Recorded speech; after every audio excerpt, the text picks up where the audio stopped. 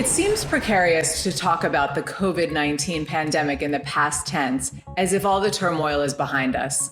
Its impact is undoubtedly still being felt, and for business aviation, it has brought challenges and opportunities in equal measure. We saw flying that was flying at 300 to 320 revenue hours a day. We saw it drop so quickly to 80 hours, and people were just hunkered down. We all remember that. What I remember most is I was with my son on his spring break, and I told him, Dad, what's going on? I go, this could be the end of aviation, because I was watching 8 hours coming through the system. What we did at that time is we reacted quickly. We had everybody in the company. We made a decision never to lay off anybody, and so because we didn't know how long it was going to last. But we then took the steps that in retrospect, like, gosh, I wish we didn't. Those steps were really to start to control capital spending, which is the right thing to do. You want to conserve your balance sheet, you want to conserve cash.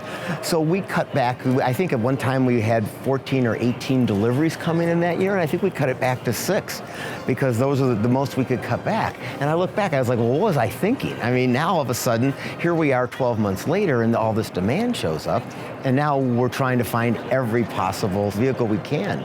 So, that's at a high level. I think that what emerged out of COVID for me was this customer, this wealthy person's been out there, what I call it the frugal wealthy. You were a banker, and you built up a nice net income, but you didn't want to spoil your 6 kids, and you didn't want your employees to think that you were extravagant. So you didn't use private flying. You went on the airlines. And all of a sudden, safety of your family was concerned, or in some cases, not even seeing them. Let me tell you this, the one thing I learned out of COVID, grandparents love their grandkids, and they'll do. So I say this, what happened from COVID is our demand increased because of grandparents. So we had the grandparent on our side. Well, COVID, as you know, kind of came in March of 2020. It came like a curtain, shutting down really the whole US and global economy.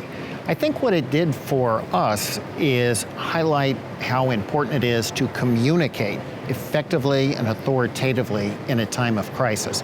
So working with the FAA, working with Capitol Hill, so we could find out how to do everything from operate with ATC 0 conditions to extend people's proficiency and medicals.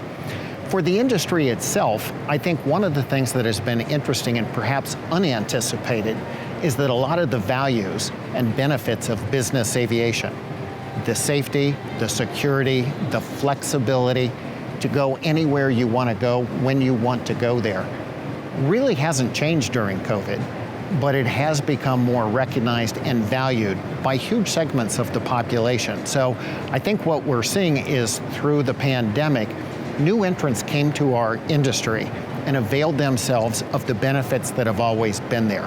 So somewhat unanticipated, we're seeing that business aviation flights are actually up, not down, 20 months later. As it has done with previous existential threats, business aviation's inherent flexibility and resourcefulness seemingly made it well-placed to respond to COVID. Well, one of the things that happened during the pandemic is our community, as we always do, responded in a time of crisis to move our country forward. So we saw a number of companies that were flying personal protection equipment. We saw some companies that were actually flying vaccines. It has been one of those efforts where when the world is under pressure, business aviation steps forward voluntarily and provides the transportation system that works in all circumstances. Undoubtedly, the industry will continue to have to roll with further twists and turns in this global public health emergency as part of the ongoing response to keep the world moving.